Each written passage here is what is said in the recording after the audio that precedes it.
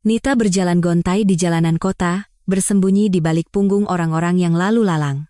Untuk pertama kalinya dalam hidupnya, ia, seorang wanita dewasa yang sudah berkeluarga, membuntuti seseorang. Dan orang itu adalah suaminya sendiri, Andre. Mungkinkah Santi benar? Rekan kerjanya yang tinggal tak jauh dari tempat ini pernah berkata bahwa ia beberapa kali melihat Andre di sebuah restoran bersama seorang wanita. Wanita itu cantik, pirang, berkaki jenjang, dan sangat modis. Mereka tampak asik berdiskusi, dan sesekali wanita itu menepuk-nepuk bahu Andre dengan akrab. "Ah, kamu pasti salah lihat," kata Nita waktu itu dengan yakin.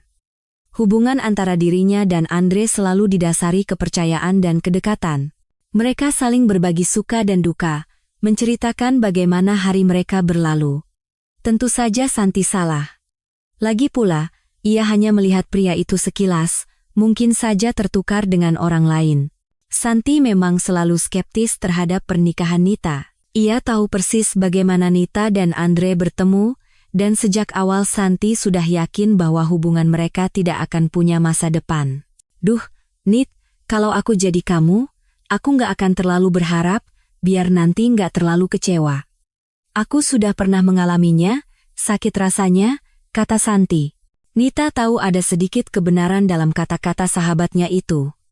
Tapi di samping Andre, ia merasa begitu dicintai, begitu dilindungi. Andre menatapnya dengan penuh cinta dan kelembutan, menjaganya, dan selalu berusaha membuatnya bahagia. Itu semua tidak mungkin kebohongan. "Itu bukan kebohongan," sahut Santi yang berpengalaman menanggapi bantahan Nita. "Sekarang dia memang merasa kamu adalah wanita impiannya. Hormon, masa-masa bulan madu, semua yang manis-manis. Tapi lihat saja nanti, waktu akan membuatnya melihat situasi dengan lebih jernih, dan dia akan sadar." Nita mengerti, mungkin sahabatnya benar. Andre memang terlalu sempurna. Tampan, dengan mata coklatnya yang teduh di wajahnya yang berkulit sawo matang, dan lesung pipi yang muncul saat ia tersenyum. Nita bisa menatap senyum itu selamanya. Ia belum pernah merasakan perasaan seperti ini kepada siapapun sebelumnya. Andre adalah seorang manajer senior di sebuah perusahaan tambang besar, membawahi hampir 100 orang. Ia cerdas, ambisius, dan cekatan. Pria itu lulusan universitas ternama di Jakarta. Ia sempat dibujuk untuk tetap tinggal di ibu kota, tetapi ia tidak mau meninggalkan kota kelahirannya. Disinilah orang tuanya tinggal, sepasang lansia yang sudah cukup sepuh. Andre adalah putra tunggal mereka, anak yang lahir saat usia mereka sudah tidak muda lagi. Andre tidak tega meninggalkan ayah dan ibunya sendirian. Jadi, ia kembali, dan menurut pengakuannya sendiri, ia tidak pernah menyesalinya. Orang tua Andre adalah orang yang berada. Ayahnya dulu seorang pengusaha besar di kota mereka. Ia memiliki pabrik makanan ringan yang pada masanya menghasilkan keuntungan besar. Sebelumnya, kabarnya pria itu sempat berbisnis restoran di Jakarta, tetapi setelah putranya lahir, ia memutuskan untuk beralih profesi. Keluarga itu pindah dari ibu kota ke kota kecil yang tenang dengan infrastruktur yang baik dan lingkungan yang jauh lebih asri. "Saya selalu merasa membesarkan anak lebih mudah dan menyenangkan di kota kecil," begitu cerita Ibu Ana, Ibu Andre, tentang kepindahan mereka bertahun-tahun lalu. Berbeda dengan stereotip yang ada, hubungan Nita dengan mertuanya sangat ideal.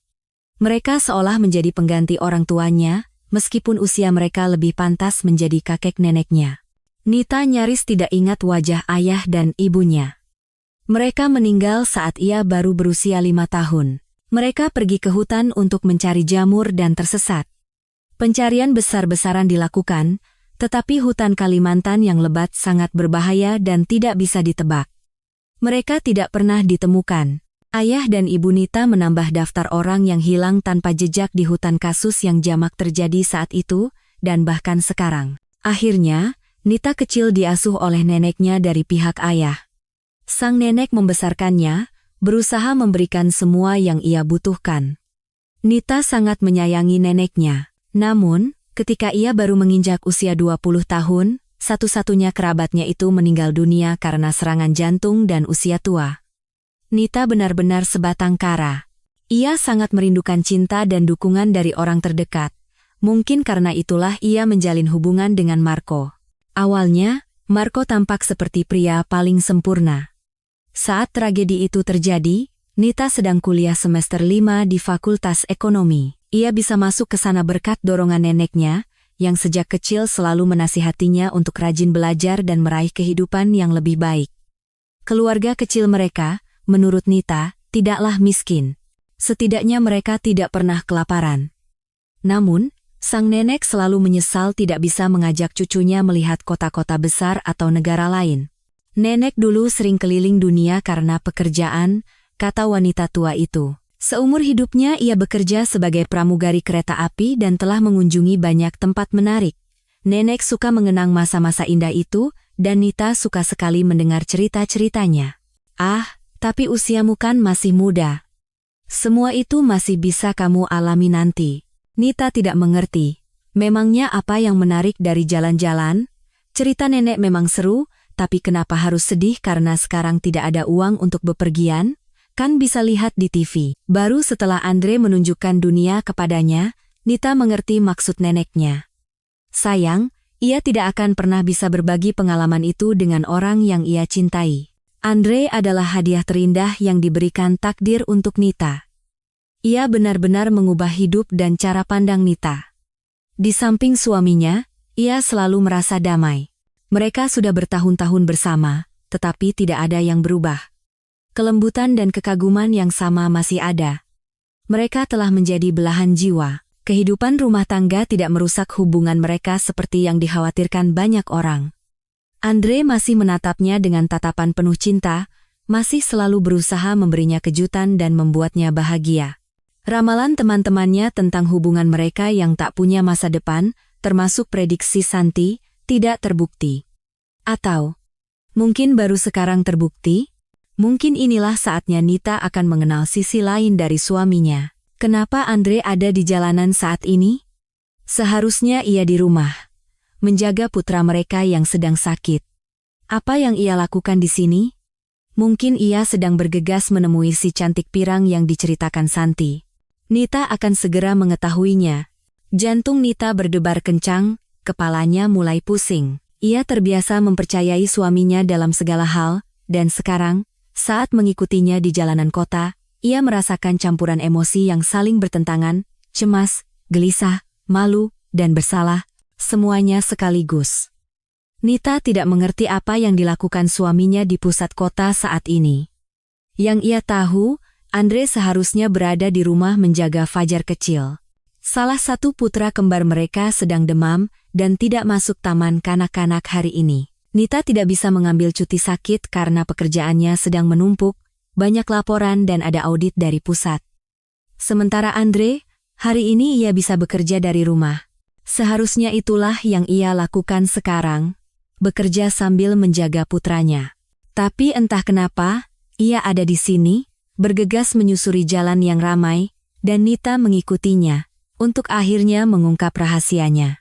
Jika ini urusan pekerjaan, Andre pasti akan meneleponnya, memberitahu, dan mengatakan siapa yang menjaga Fajar. Anak itu baru berusia 3 tahun, ia tidak bisa sendirian di rumah, apalagi dengan demam tinggi sejak pagi. Tidak, Andre adalah ayah yang peka dan penuh perhatian. Ia sangat menyayangi anak-anaknya dan tidak akan pernah meninggalkan salah satu dari mereka dalam bahaya. Pasti ada seseorang bersama Fajar sekarang, pengasuh atau neneknya, ibu Andre. Tapi kenapa Nita tidak tahu? Dan kenapa Andre tiba-tiba berada di pusat kota? Kantornya berjarak sekitar 10 km dari sini. Penampilan Andre juga aneh. Untuk bekerja, ia selalu mengenakan kemeja dan celana bahan, ada aturan berpakaian yang ketat di kantornya. Sekarang, Andre mengenakan jeans dan kaos polo. Nita tidak ingat pernah melihat pakaian itu di lemari suaminya. Mungkin sesuatu yang baru, atau sebaliknya, sesuatu yang lama dan sudah terlupakan. Aneh sekali. Andre tidak pernah suka jeans dan kaos, ia lebih suka pakaian dengan warna-warna kalem. Sekarang ia mengenakan polo oranye terang, yang membuatnya semakin bingung. Nita terus membuntuti suaminya, mencatat setiap detail aneh yang baru. Sepatu kets usang dari merek yang tidak dikenal. Aneh, suaminya lebih suka merek-merek ternama. Bukan karena gengsi, meskipun penghasilannya tinggi dan karirnya cemerlang, tetapi karena sepatu bermerek yang berkualitas lebih nyaman baginya. Dari mana sepatu murahan ini?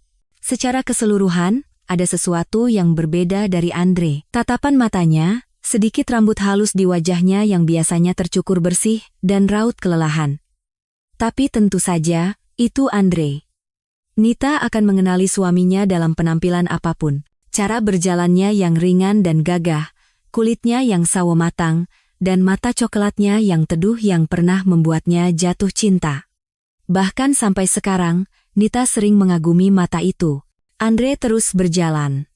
Nita mengikutinya dengan langkah-langkah kecil. Kenapa ia berjalan kaki? Biasanya suaminya selalu menggunakan mobil, ia tidak begitu suka berjalan. Nita sudah sangat terlambat kembali ke kantor. Ia keluar saat jam makan siang untuk mencari makan, lalu tiba-tiba melihat suaminya dan tentu saja langsung mengikutinya. Tidak apa-apa, ia sudah memberitahu Santi. Sahabatnya itu akan mencari alasan untuk atasannya. Mereka sudah sering saling membantu seperti ini. Santi akan melindunginya, tidak perlu khawatir. Akhirnya, Andre berbelok ke sebuah restoran, salah satu dari sekian banyak yang berjejer di sepanjang jalan utama. Nita membeku. Di kepalanya kembali terngiang kata-kata Santi, bahwa ia melihat suaminya di kafe bersama seorang wanita pirang yang cantik. Sahabatnya itu baru saja menceritakannya beberapa hari yang lalu. Saat itu, Nita yakin Santi salah. Lagi pula, Santi dari dulu tidak pernah percaya hubungan Nita dan Andre akan berhasil. Coba pikir, Andre itu tampan, prospeknya cerah, mapan, muda, dan lajang. Dan kamu. Ya, kamu memang cantik, tidak bisa dibantah, tapi kalian itu beda kasta, kata Santi waktu itu. Kamu tinggal di apartemen studio sempit warisan nenekmu, kerja di perusahaan kecil sebagai akuntan dengan gaji pas-pasan, dan yang paling penting, kamu membesarkan anak perempuan sendirian. Siapa yang mau sama anak orang lain? Apa dia sepadan dengan pangeran seperti itu? Untuk pacaran main-main sih mungkin, tapi untuk yang serius, kalau aku jadi kamu, aku nggak akan berharap banyak. Kata-kata Santi terdengar sangat logis dan meyakinkan. Memang benar, untuk apa Andre mau direpotkan dengan anak orang lain? Orang tuanya pun pasti akan menentang. Saat itu Nita belum mengenal mertuanya, dan tidak bisa membayangkan betapa mereka akan menyayangi Rina, putrinya. Rina, ya, hubungannya dengan Marco setidaknya punya satu sisi positif. Pria itu memberinya hadiah tak ternilai, seorang putri yang cantik dan sehat. Lalu ia menghilang begitu saja dari kehidupan Nita. Tanggung jawab membebaninya, pria itu belum siap untuk kehidupan keluarga. Yah, sulit untuk menyalahkannya. Keputusan untuk mempertahankan bayi itu sepenuhnya ada di tangan Nita. Dan keputusan itu tidak mudah. Sampai sekarang, Nita masih bergidik ngeri mengingat betapa putus asanya ia hampir 13 tahun yang lalu. Nita hanya selangkah lagi dari membuat kesalahan terbesar dalam hidupnya. Betapa beruntungnya Nita yang masih sangat muda saat itu tidak melakukannya. Rina kini sudah berusia 12 tahun. Tinggi, langsing, dengan mata besar yang indah. Wajahnya mirip Marco, tapi itu tidak membuat Nita sedih. Marco, bagaimanapun juga, sangat tampan. Mata almond yang gelap, rambut hitam berkilau, ada sedikit darah asing dalam dirinya. Tulang pipi yang tegas, bibir yang terbentuk sempurna, semua itu menurun pada Rina. Ia sudah menjadi seorang remaja. Saat Nita berjalan bersama putrinya, ia sering melihat tatapan para anak laki-laki, bahkan pemuda yang lebih tua, tertuju pada Rina. Sebentar lagi, putrinya akan mekar menjadi gadis yang cantik. Memikirkan bahwa Rina bisa saja tidak pernah ada, kadang membuat Nita merinding. Ketika neneknya meninggal, Nita benar-benar sendirian. Menurut KTP, ia sudah dewasa, usianya 20 tahun, tetapi secara mental, ia masih merasa seperti anak-anak.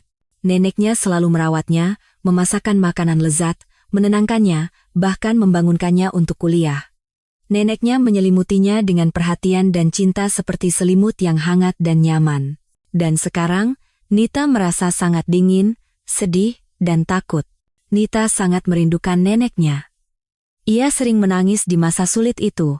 Di depan umum ia berusaha tegar, tetapi di rumah ia meluapkan perasaannya. Ia meratapi nasibnya, dan kesadaran bahwa ia benar-benar sendirian membuatnya takut, bahkan panik. Bagaimana bisa hidup di dunia ini jika tidak ada seorang pun yang peduli padamu? Nita membutuhkan sandaran, seseorang yang ia cintai. Dan tepat pada saat itulah, ia bertemu Marco. Pria berkulit sawo matang yang tampan itu bekerja sebagai petugas kebersihan di kompleks apartemennya. Selalu ceria, murah senyum, energik, dan cekatan. Sosok yang penuh positivitas. Nita tentu saja memperhatikan bahwa petugas kebersihan muda itu sering meliriknya saat ia pulang kuliah. Tapi pria seperti itu, mungkin mereka tidak pernah melewatkan satu wanita pun. Setelah beberapa waktu, Marco mulai menyapa Nita dan tersenyum lebar hanya untuknya. Nita tidak bisa tetap murung dan sedih dalam momen seperti itu. Senyum Marco terlalu menular, siapapun tidak akan bisa menolaknya. Tanpa disadari, Nita mulai bersimpati pada pria itu. Hubungan mereka berkembang hingga mereka kadang-kadang mengobrol di dekat rumah. Sekarang Nita tahu bahwa Marco datang dari desa, tempat keluarganya tinggal. Ia telah menyelesaikan wajib militer, masuk sekolah kejuruan, tetapi kekurangan uang. Orang tuanya, bisa dibilang, tidak kaya. Itulah sebabnya ia bekerja serabutan.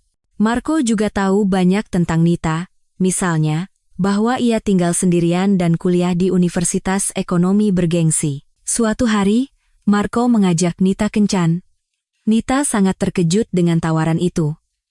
Marco sendiri tampak sangat malu, wajahnya memerah, bicaranya terbata-bata, dan ia terus menatap ke bawah. Ini sangat tidak seperti pemuda yang ceria dan banyak bicara, dan karena itu terlihat sangat manis dan menyentuh. Tentu saja Nita setuju.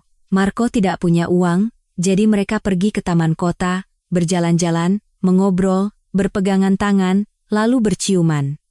Nita merasa semakin tertarik pada Marco. Ia begitu menyenangkan, begitu menarik. Usianya juga baru 20 tahun, tetapi dalam hidupnya ia telah melihat dan belajar begitu banyak hal yang bahkan tidak pernah Nita impikan. Hidup Nita relatif tenang dan nyaman, sementara Marco harus bekerja sejak usia 11 tahun untuk membantu keluarganya, melewati wajib militer, dan terlibat dalam masalah serius lalu berhasil keluar darinya. Penuh petualangan. Marco mengantar Nita pulang sampai ke depan pintu apartemennya. Nita tiba-tiba sadar bahwa ia sama sekali tidak ingin berpisah dengannya, tetapi ia tidak berani mengajaknya masuk. Saat itu ia tidak berani. Belakangan, Marco akhirnya pindah ke tempatnya, dan Nita bahagia bersamanya untuk waktu yang lama, hampir 2 tahun. Marco sangat pandai memasak nasi goreng dan telur dadar, dan membersihkan apartemen dalam sekejap. Semua itu ia lakukan jauh lebih baik daripada Nita, yang dibesarkan neneknya seperti seorang putri, dimanja dan disayang. Ia juga bisa memperbaiki keran bocor dan merakit perabotan, semua itu diajarkan oleh kerasnya kehidupan. Sebagian besar waktu Nita dihabiskan untuk belajar. Marco tidak terlalu memusingkan pendidikannya. Ia terdaftar di sebuah SMK bangunan, tetapi hampir tidak pernah muncul di sana. Ia lebih suka mencari uang, tapi itu pun tidak mudah. Penghasilan serabutan Marco, gaji sebagai petugas kebersihan paruh waktu, dan beasiswa Nita itulah semua sumber pendapatan mereka. Mereka harus berhemat dalam segala hal. Hal ini sedikit membuat Marco frustrasi karena ia mendambakan kehidupan yang mewah, tetapi Nita sudah bahagia. Yang terpenting, ada orang yang ia cintai dan mencintainya di sisinya. Marco begitu peka, begitu pengertian. Ia selalu tahu kapan Nita butuh dukungan dan memberikannya. Pria itu tidak pernah pelit kata-kata, dan selalu membanjiri Nita dengan pujian yang membuatnya meleleh. Namun, Marco sering pergi bersama teman-temannya tanpa Nita, dan Nita sepertinya tidak keberatan. Ia toh tidak punya waktu untuk jalan-jalan karena banyak tugas kuliah. Meskipun kadang-kadang, melihat Marco bersiap-siap pergi bersama teman-temannya, Nita merasa cemburu. Siapa tahu ada gadis-gadis lain di sana. Dan Marco, ia begitu tampan, begitu ramah. Siapa yang bisa menolaknya? Tetapi pria itu meyakinkannya bahwa ia tidak memperhatikan siapapun selain Nita dan tidak membutuhkan orang lain. Ia sudah bahagia. Itu cuma teman-teman, Kami cuma kumpul dan ngobrol. Semacam relaksasi buat kami, para cowok, kamu ngerti kan? Nita mengangguk, tetapi hatinya tetap tidak tenang saat sendirian di rumah. Intuisinya mengatakan bahwa tidak semuanya semulus yang dikatakan Marco, tetapi ia sengaja menekan suara hatinya yang lemah itu. 2 tahun berlalu begitu saja. Nita sudah di semester akhir, Marco juga akan menyelesaikan SMK-nya. Sebentar lagi mereka berdua akan menjadi tenaga ahli, bisa mendapatkan pekerjaan, dan akhirnya tidak perlu lagi berhemat untuk kebutuhan paling mendasar. Mungkin mereka bahkan bisa pergi liburan ke Bali, itu akan sangat luar biasa. Suatu pagi di bulan Februari, Nita sadar bahwa ia hamil. Tentu saja, ia dan Marco belum merencanakan punya anak.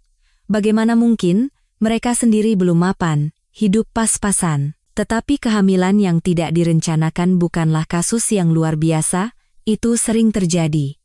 Nita bukan yang pertama, bukan juga yang terakhir. Orang lain juga bisa mengatasinya, namun Nita tetap saja takut. Keringat dingin membasahi punggungnya saat ia menatap tespek dengan 2 garis. Bagaimana reaksi Marco? Kemungkinan besar ia juga akan takut pada awalnya. Tapi ia kan pria yang cerdas dan berpengalaman, pasti tidak akan bingung. Ia akan mengatakan semuanya akan baik-baik saja, mendukungnya seperti biasa, tersenyum dengan senyum khasnya yang menawan, dan Nita akan langsung merasa tenang. Hanya saja, reaksi Marco sangat berbeda. Anak? Pria itu bahkan mundur selangkah dari Nita saat mendengar berita itu. Anak apa? Kamu yakin? Yakin, 2 kali tes hasilnya positif. Ini benar-benar waktu yang tidak tepat, kamu sadarkan? Nita mengangguk. Tentu saja ia sangat sadar. Tapi apa yang harus dilakukan jika manusia kecil ini sudah hidup di dalam rahimnya? Nita merasa kecewa dan tersinggung. Ia pikir reaksi Marco akan sangat berbeda. Sekarang kita harus cari uang untuk aborsi. Gumam Marco seolah pada dirinya sendiri. Pinjam dari Budi, mungkin? Mendengar kata yang mengerikan itu, Nita tersentak. Kamu bicara apa? Nita secara naluriah memegang perutnya yang masih rata, seolah melindunginya. Ia bahkan tidak pernah memikirkan hal itu, Nita.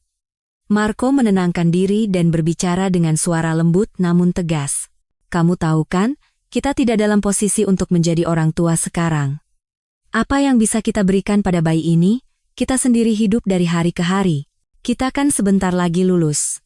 Kamu bisa kerja di proyek bangunan, aku akan dapat tunjangan melahirkan. Kita pasti bisa. Nita berpikir Marco yang akan menenangkannya dan mengatakan kata-kata ini, tetapi ternyata ia yang harus mengambil inisiatif. Berita tentang bayi itu benar-benar membuat Marco kalut. Tentu saja, nanti ia akan merasa malu dengan kata-kata pengecutnya. Tidak apa-apa, Nita tidak akan pernah menyalahkannya. Meskipun, tentu saja, sangat menyakitkan mendengarnya. Marco terus-menerus meyakinkan Nita bahwa mereka tidak bisa mempertahankan bayi itu, melukiskan gambaran masa depan yang suram, mengatakan bahwa ia belum siap untuk tanggung jawab sebesar itu. Dan Nita, pada suatu titik, menyerah pada bujukannya. Dia benar dalam segala hal. Mereka tidak punya uang, mereka bahkan belum lulus. Di apartemen studio kecil ini, berdua saja sudah sesak. Apalagi dengan bayi. Bayi butuh banyak biaya, popok, obat-obatan, pakaian yang cepat sekali kekecilan. Dan Nita, ia tidak akan bisa bekerja untuk waktu yang lama. Ketika anak itu sudah besar dan masuk sekolah, tidak akan ada yang mau mempekerjakan seorang sarjana tanpa pengalaman. Ia harus melupakan ijazahnya dan bekerja sebagai petugas kebersihan atau kasir di supermarket. Marco benar dalam segala hal. Apa ini masa depan yang kita impikan? Tanya Marco. Kamu pantas mendapatkan yang lebih baik. Mungkin aku memang harus ke dokter, desah Nita sedih. Setelah diyakinkan oleh manipulator ulung seperti Marco, ia tidak melihat jalan keluar lain saat itu. Pengaruh pria itu berhasil. Bagus, wajah Marco berseri-seri. Soal anak, kita masih bisa punya nanti, jangan khawatir. Beberapa tahun lagi, dan kita akan memberinya segalanya, pakaian bagus, mainan, kamar sendiri. Tapi sekarang, tidak bisa. Belum waktunya. Nita hari itu juga menelepon sebuah klinik dan membuat janji. Saat itu ia dalam keadaan putus asa dan merasa semua yang dilakukannya benar.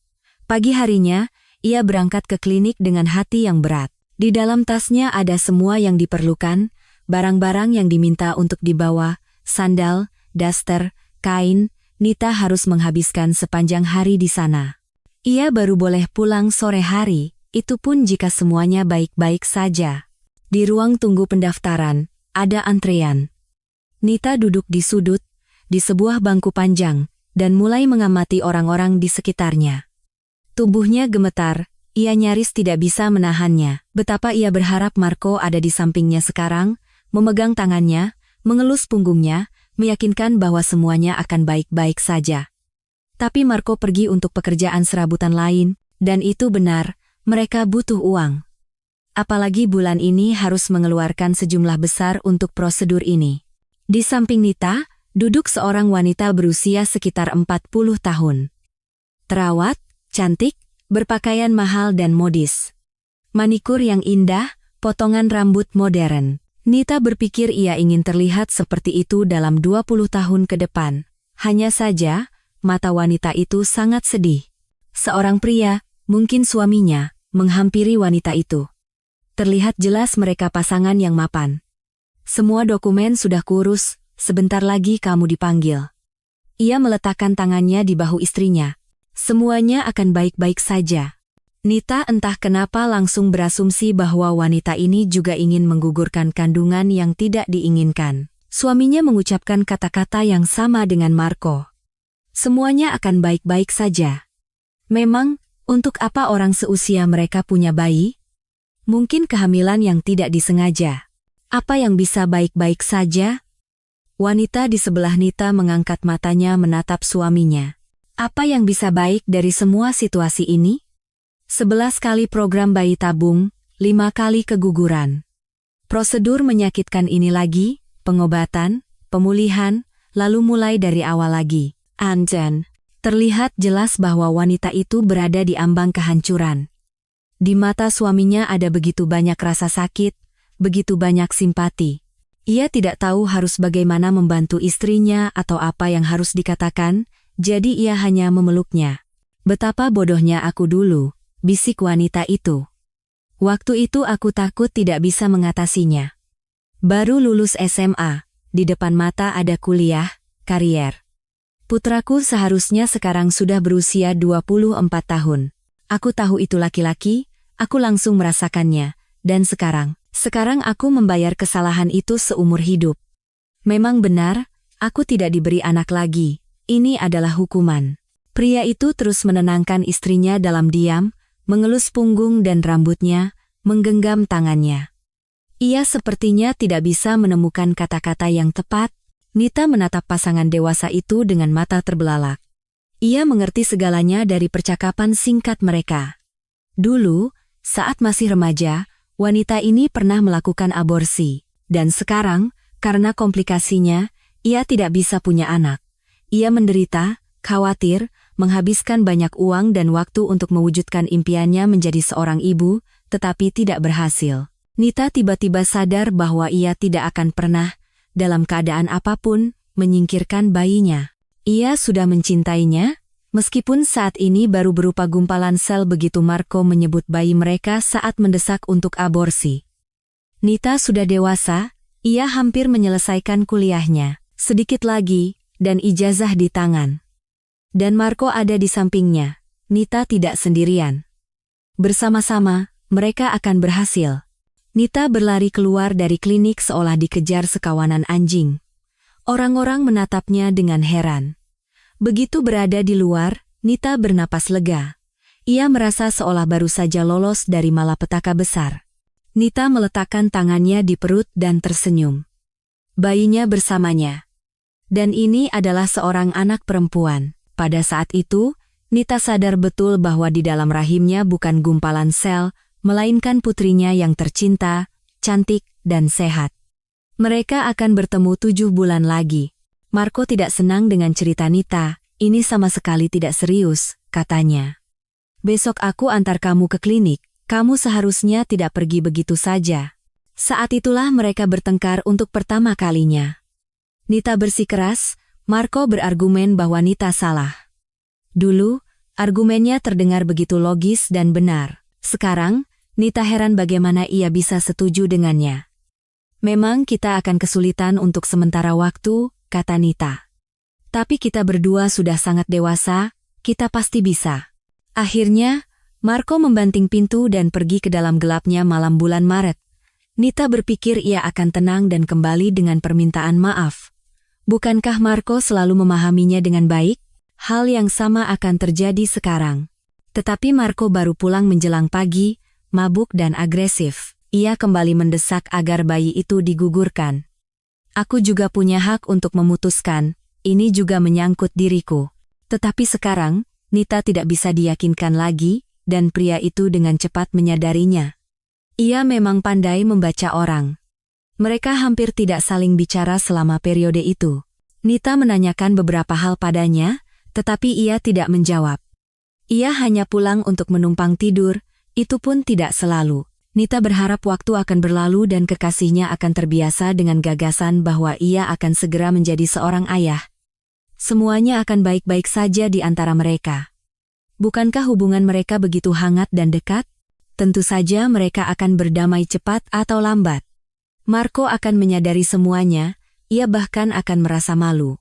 Namun suatu hari, saat pulang dari kampus, Nita mendapati barang-barang Marco sudah tidak ada di apartemen, begitu pula dengan Marco sendiri. Nita langsung mengerti segalanya.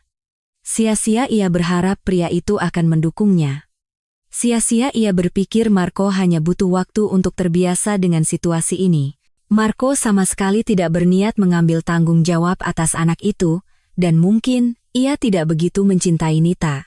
Saat itu, dan jauh kemudian, Nita tiba-tiba sadar bahwa Marco telah memanfaatkannya. Ia tinggal di apartemennya. Menyewa tempat tinggal di kota mereka tidaklah murah. Penghasilan Marco jelas tidak cukup untuk kemewahan seperti itu. Selain itu, Nita merawatnya, memasak untuknya, mencuci dan menyetrika pakaiannya, membersihkan apartemen. Marco hidup serba enak. Awalnya ia memang memukau Nita dengan bakat kuliner dan keterampilannya mengurus rumah. Tetapi kemudian, kelelahan terus-menerus karena pekerjaan yang katanya berat, urusan di sekolah, jalan-jalan dengan teman-teman. Tanpa disadari, Nita telah mengambil alih semua urusan rumah tangga, dan ia bahkan senang bisa melakukan sesuatu untuk orang yang ia cintai. Meskipun begitu, Nita mencoba mencarinya. Bagaimana bisa ia pergi begitu saja, menghilang tanpa mengucapkan selamat tinggal? Itu tidak benar. Bagaimanapun juga, anak yang dikandung Nita adalah anaknya. Seorang anak butuh ayah. Tetapi ternyata, Marco sudah dikeluarkan dari SMK hampir 2,5 tahun yang lalu. Berita ini mengejutkan. Jadi, dengan dalih sekolah, Marco menghabiskan waktunya entah di mana, sungguh pembohong yang ulung. Ia begitu meyakinkan saat berkata pada Nita bahwa ia akan pergi kuliah. Seorang mahasiswa di SMK itu, yang kebetulan mendengar Nita mencari tahu tentang Marco, menghampirinya. "Kamu cari Marco, ya?" tanyanya. Nita mengangguk. "Sudah kuduga. Nama Turki, jarang ada yang namanya Marco di sini. Kenapa? Apa dia jatuh cinta padamu, lalu pinjam uang banyak, dan kabur?" "Tidak." Nita menggeleng, terkejut. "Dia hanya menghilang. Kami tinggal bersama hampir 2 tahun.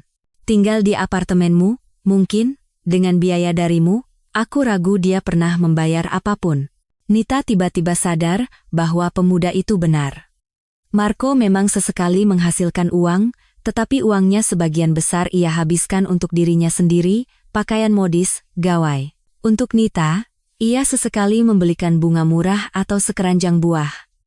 Nita sangat senang dengan perhatian itu dan begitu bahagia karena ada orang yang ia cintai di sisinya sehingga ia tidak menyadari hal yang sudah jelas. Pemuda itu benar. Marco memang hidup dari biayanya. Yah, semacam itu. Tapi tidak sepenuhnya. Memang tidak sepenuhnya. Marco kadang-kadang memasak makan malam yang lezat, memperbaiki sesuatu di rumah, selalu bertanya bagaimana kabar Nita. Kalau dipikir-pikir, ia juga memberi, tidak hanya mengambil. Tidak sepenuhnya, ya, gumam pemuda itu sambil berpikir. Pokoknya, Bersyukurlah dia sudah hilang dari hidupmu. Dia itu Benalu, pemuda miskin dari desa yang tidak mau belajar dan bekerja, tapi bermimpi hidup mewah. Jelas sekali terlihat bagaimana ia berusaha berteman hanya dengan anak-anak orang kaya untuk bisa morotin mereka. Awalnya berhasil, tapi kemudian semua orang di sekolah tahu siapa dia sebenarnya, dan triknya tidak laku lagi. Tapi kan orang kaya bukan hanya ada di sekolah, jadi Marco pergi berburu di tempat lain. Dia dikeluarkan dari sini karena prestasi buruk. Nita hanya bisa mengedipkan matanya dengan bingung, mencoba mencerna apa yang baru saja ia dengar. Tapi aku bukan anak orang kaya, justru sebaliknya. Kamu punya apartemen, punya sumber penghasilan tetap, meskipun kecil. Nita berpikir sejenak dan mengangguk. Nah, kan? Maaf ya. Tapi di wajahmu tertulis kalau kamu itu naif dan tidak berpengalaman. Menipu orang sepertimu itu gampang sekali. Marco cuma butuh tempat tinggal, makanya dia nempel padamu.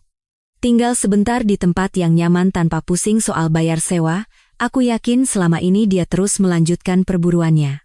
Nita merenung. Ya, memang benar Marco sering menghilang dengan teman-temannya yang tidak Nita kenal sama sekali. Mungkin pemuda ini benar. Dan sekarang, mungkin dia sudah menemukan seseorang yang lebih cocok. Makanya dia kabur. Kamu harusnya senang parasit itu sudah pergi. Jangan cari dia. Kalau suatu saat dia muncul lagi setelah gagal, usir saja, jangan biarkan dia masuk, itu saranku. Saat itu, Nita tidak percaya pada pemuda itu. Sulit sekali menyadari bahwa orang yang begitu ia cintai ternyata sama sekali bukan orang yang ia kira. Mengatasi rasa malunya, Nita bertanya kepada beberapa orang lain, memilih mahasiswa tingkat akhir. Dan ya, beberapa dari mereka ingat Marco, mereka menggambarkannya persis seperti pemuda pertama. Nita pulang dengan perasaan campur aduk, seolah tanah di bawah kakinya longsor. Selama 2 tahun ini, di kepalanya ada gambaran yang sangat berbeda indah, cerah, dan benar.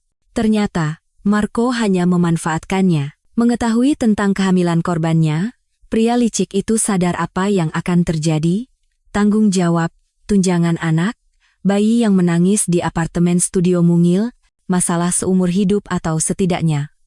Selama 18 tahun pertama setelah kelahiran bayi, harga yang terlalu mahal untuk tempat tinggal gratis dan makanan yang tidak seberapa. Makanya ia kabur. Mungkin ia bahkan sudah tidak ada di kota ini lagi, tidak ada yang menahannya di sini. Kemudian, Nita memikirkan anaknya. Bagaimana ia akan membesarkannya? Apakah ia akan sanggup? Nita tidak tahu.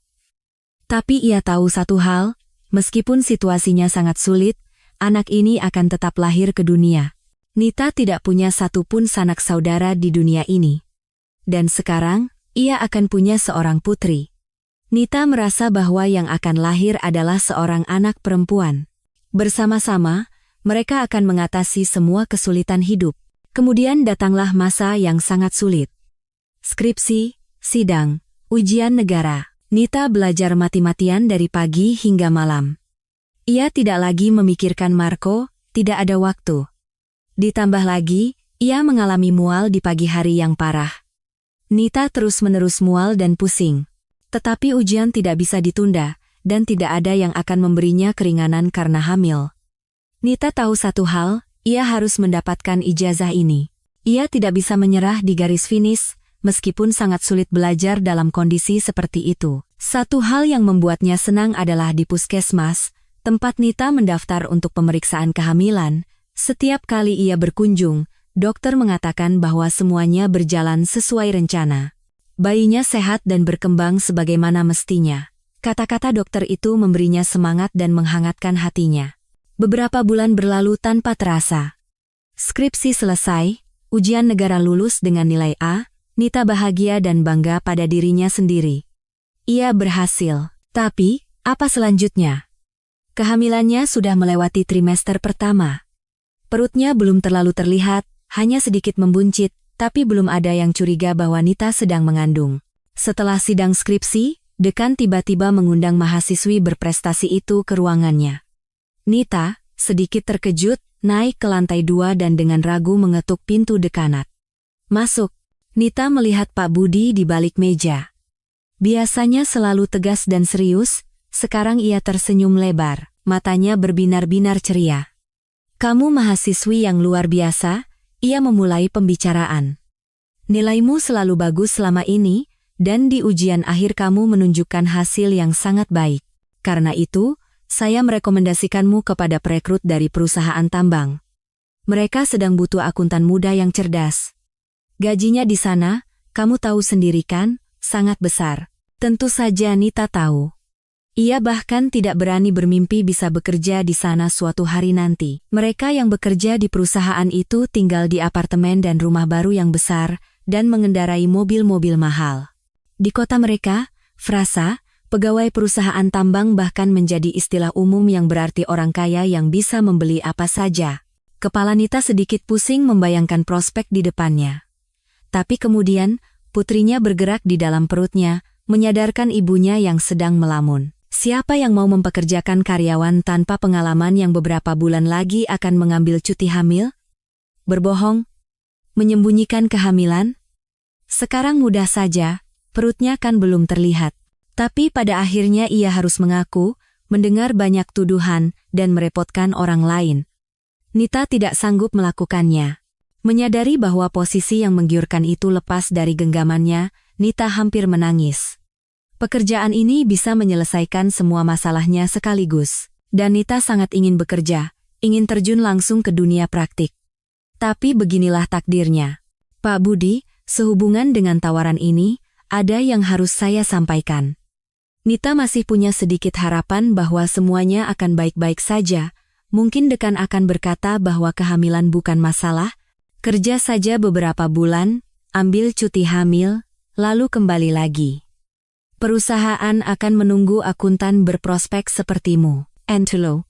Tetapi pria itu, setelah mendengar pengakuan mahasiswinya, hanya bisa bergumam bingung. Yah, tidak ada yang bisa dilakukan. Usia kehamilannya sudah besar. Ya, sayang sekali melewatkan kesempatan seperti ini. Tawaran seperti ini hanya datang sekali seumur hidup. Kamu bisa jadi akuntan yang hebat. Dan kamu butuh uang, itu terlihat jelas. Saya tahu ceritamu, makanya saya ingin membantu. Nita menggeleng. Ia sendiri mengerti semua yang dikatakan dekan, tapi tidak ada yang bisa dilakukan. Dan ia tidak akan pernah, dalam keadaan apapun, menggugurkan kandungannya. Bahkan jika belum terlambat. Nita berjalan pulang sambil menangis terseduh-seduh, tidak peduli dengan tatapan orang-orang di sekitarnya. Lebih baik tawaran itu tidak pernah ada. Prospek yang begitu cerah, kehidupan yang sama sekali berbeda. Sulit sekali menolak tempat seperti itu, tetapi Nita tidak mau dan tidak bisa berbohong. Merepotkan orang lain bukan sifatnya. Selain itu, Pak Budi mengatakan bahwa itu pun tidak akan berhasil. Karena saat diterima bekerja, karyawan perusahaan tambang harus melewati pemeriksaan medis. Jadi, beginilah akhirnya. Di rumah, Nita menenangkan diri. Ia akan punya anak, ia harus kuat. Lagi pula, sebelum putrinya lahir, banyak hal yang harus diselesaikan. Pertama, masalah keuangan. Sekarang Nita tidak akan menerima beasiswa lagi. Tidak ada yang mau mempekerjakan wanita yang sebentar lagi akan cuti hamil. Itu untuk pekerjaan sesuai jurusannya. Tapi kan ada pekerjaan lain yang tidak memerlukan kualifikasi tinggi. Dan kadang-kadang bahkan tidak memerlukan pendaftaran resmi. Gajinya kecil, tapi Nita butuh sesuatu untuk hidup. Bukan hanya untuk hidup. Ia harus menabung sejumlah uang agar tidak perlu bekerja saat putrinya masih sangat kecil. Ya. Ada bantuan dari pemerintah untuk anak, tetapi Nita sudah tahu bahwa jumlahnya sangat kecil, tidak cukup untuk hidup. Dan Nita, mahasiswi teladan, akhirnya bekerja sebagai petugas kebersihan di kompleks apartemen yang sama tempat Marco pernah bekerja sebagai tukang kebun. Nita membersihkan tangga-tangga di pagi buta dan larut malam, saat tidak banyak orang. Gajinya lumayan menurut standar Nita, cukup untuk hidup dan menabung sedikit. Tentu saja, Nita tidak hidup mewah, tapi setelah neneknya tiada, ia sudah terbiasa berhemat, jadi ia tidak terlalu khawatir. Pekerjaan fisik ternyata menjadi obat penenang terbaik. Pikiran-pikiran berat dan sedih seolah hilang dengan sendirinya. Nita bahkan merasa senang saat melihat tangga yang tadinya kotor menjadi bersih berkilau. Ada sesuatu yang menenangkan, bahkan mendamaikan dalam hal itu. Sambil bekerja, ia mencari pekerjaan di internet. Ia sadar tidak bisa selamanya memegang kain pel. Perutnya semakin besar dari hari ke hari, sudah tidak mungkin disembunyikan. Dan tentu saja, itu mengganggu. Sulit membungkuk, sulit meregangkan badan. Dan mengangkat ember berisi air berbahaya. Siapa tahu apa yang bisa terjadi. Dan Nita menemukan cara lain untuk mendapatkan uang, bahkan lebih baik dari sebelumnya. Dan yang terpenting, bayi kecil tidak menjadi halangan. Ternyata, ratusan ribu mahasiswa di seluruh negeri tidak mau menulis tugas akhir dan makalah sendiri. Mengunduh karya yang sudah jadi bukan pilihan, dosen sudah hafal semuanya, dan pemeriksaan plagiarisme online sangat mempersulit keadaan. Maka muncullah permintaan untuk orang-orang yang bisa menulis karya seperti itu dengan imbalan uang, dan Nita bisa melakukannya. Sangat bisa. Ia bahkan bernapas lega saat menyadari bahwa ilmu yang didapatnya di universitas akan menolongnya di saat sulit seperti ini. Nita berhenti dari pekerjaannya di kompleks apartemen karena sudah tidak sanggup lagi membersihkan tangga dan fokus pada pekerjaan baru yang sangat ia sukai. Nita takut selama cuti hamil pengetahuannya akan terlupakan, menjadi usang, tapi sekarang, ia akan tetap mengikuti perkembangan di dunia ekonomi. Nita bekerja dan merasa kemampuannya semakin terasa. Tentu saja, ini sangat membahagiakan. Nita berhasil mengumpulkan cukup uang untuk menyiapkan semua kebutuhan bayinya, popok, pakaian bayi, botol susu, selimut, bak mandi. Ternyata, manusia kecil butuh begitu banyak barang. Nita bahkan membeli kereta dorong. Bukan yang baru, tentu saja, yang baru harganya selangit. Ia membelinya bekas dari iklan online. Kendaraan yang luar biasa untuk seorang putri, kereta dorong berwarna merah muda lembut dengan gambar bunga-bunga cantik di sisinya, dalam kondisi yang sangat baik. Pada waktunya, lahirlah Rina kecil. Saat bayi itu diletakkan di dada Nita di ruang bersalin, ibu muda itu bahkan menangis karena luapan emosi. Sekarang ia tidak sendirian, sekarang ia seorang ibu. Tentu saja ini sangat sulit dan penuh tanggung jawab, tetapi juga merupakan kebahagiaan yang luar biasa. Hari-hari di rumah sakit bersalin bersama putrinya menjadi waktu yang sangat membahagiakan bagi Nita. Ia tidak perlu bekerja, tidak perlu bersih-bersih atau memasak. 5 kali sehari ia diajak ke ruang makan, dan setiap hari disediakan popok bersih untuk putrinya. Sungguh nikmat. Kadang-kadang, dari jendela, Nita melihat perayaan meriah saat ibu-ibu baru pulang, dijemput oleh kerabat mereka. Balon, tawa, lagu, kerumunan keluarga dan teman. Mereka semua dengan gembira menyambut anggota keluarga baru, menghujani sang ibu dengan bunga. Nita tersenyum melihat pemandangan itu, tetapi juga merasa sedih. Tidak ada yang menunggunya seperti itu. Hanya ia sendiri yang bahagia dengan kehadiran Rina. Tetapi, Nita salah ketika ia, dengan gendongan erat di tangannya, keluar ke teras rumah sakit. Sekelompok kecil orang sudah menunggunya. Beberapa teman sekelasnya, beberapa rekan kerja dari kompleks apartemen. Mereka semua tersenyum. Ada bunga dan balon. Nita hampir menangis karena terharu. Mereka menaikkan Nita ke taksi dan mengantarnya pulang. Teman-temannya menemaninya sampai ke apartemen. Seseorang kan harus membawa balon, bunga, dan kantong-kantong hadiah untuk bayinya. Jadi, Nita pun punya acara penyambutan yang meriah. Dan kemudian dimulailah hari-hari biasa seorang ibu muda. Nita beradaptasi dengan peran barunya, tidak semudah yang ia bayangkan sebelum melahirkan. Malam tanpa tidur, kurang pengalaman, perilaku putrinya yang tidak terduga, dan ketakutan.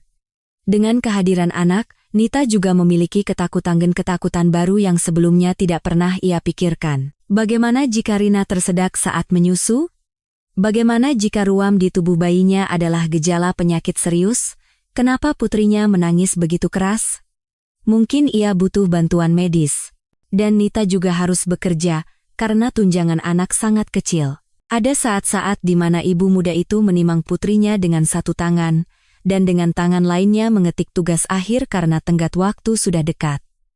Nita kurang tidur selama periode sulit ini. Tidak ada bantuan yang bisa diharapkan, jadi ia harus mengurus anak, bekerja, dan menjaga kebersihan rumah sendirian. Dan ia juga harus pergi ke posyandu dan mengajak bayinya jalan-jalan setiap hari. Nita menjadi kurus, dan di bawah matanya selalu ada lingkaran hitam yang dalam. Kadang-kadang, ia bahkan tidak sempat menyisir rambutnya seharian. Pagi hari ia hanya mengikat rambut panjangnya yang kusut menjadi sanggul di belakang kepala, berharap bisa merapikannya nanti, dan baru teringat saat sudah larut malam. Namun, terlepas dari semua kesulitan ini, Nita tidak pernah sekalipun menyesali keputusannya untuk mempertahankan anaknya. Sebaliknya, saat menatap putrinya, ia kadang-kadang ngeri membayangkan apa yang hampir ia lakukan. Ia sudah datang ke klinik itu, sudah mengambil antrean, sudah memutuskan untuk melakukan tindakan mengerikan itu.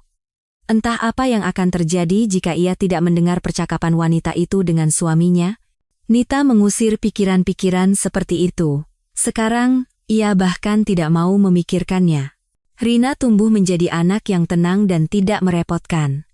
Semuanya terjadi tepat waktu, giginya tumbuh sesuai jadwal, ia duduk sesuai rencana, dan bahkan berjalan lebih awal. Nita tidak punya teman bicara di rumah, ia sangat merindukan interaksi dengan orang dewasa, jadi ia terus-menerus berbicara dengan putrinya.